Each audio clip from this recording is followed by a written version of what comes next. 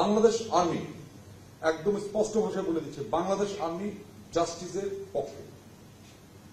যেটা জাস্টিস হবে সেটার পক্ষে আমরা থাকবো।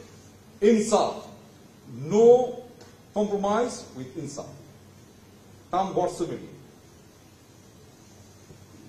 জাস্টিসের পক্ষে আমরা অবশ্যই অবশ্যই স্ট্যান্ড ফাস্ট এবং দৃঢ়। এটা বলে নেই, এটা আর সম্ভবত কারো মনে এরকম থাকতে পারে। আমাদের গুম সংক্রান্ত একটা ন্যাশনাল কমিশন করেছে,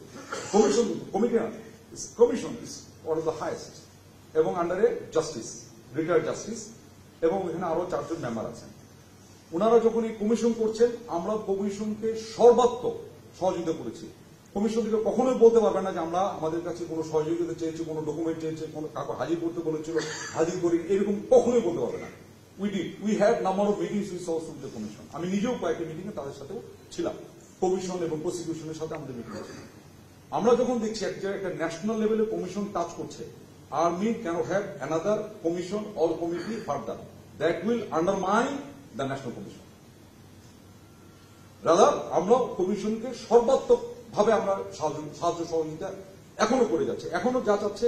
ইভেন এটা গত বৃহস্পতিবার দিন পর্যন্ত আমরা কিছু ডকুমেন্ট চেয়েছি, আমরা বৃহস্পতিবার দিন ডকুমেন্ট পাঠিয়েছি, তাই তো? গত বৃহস্পতিবার দিন আমাদের কাছে কিছু ডকুমেন্ট চাইছে, সেটা আমরা দিয়েছি কমিশনের কাছে। বুধবার মানে চার্জশিট হওয়ার পরে দিল। তার মানে আমি বুঝতে পেরেছি যে আমাদের এই কমিশনকে যেটুকু হেল্প করা, ইভেন বিচার প্রক্রিয়া আমরা অবশ্যই করছি। তার একটা জরুরি বিষয় একটু বলে নেই, এটা হয়তো আমি প্রথমে বলাটা আমার উচিত ছিল। বাংলাদেশ আর্মি একদম স্পষ্ট ভাষায় বলে দিচ্ছে, বাংলাদেশ আর্মি জাস্টিসের পক্ষে। যেটা জাস্টিস হবে সেটার পক্ষে আমরা থাকবো। ইনসাফ, নো কম্প্রোমাইজ উইথ ইনসাফ, কাম বটসেবেলি। জাস্টিসের পক্ষে আমরা অবশ্যই অবশ্যই স্ট্যান্ড ফাস্ট এবং দৃঢ়।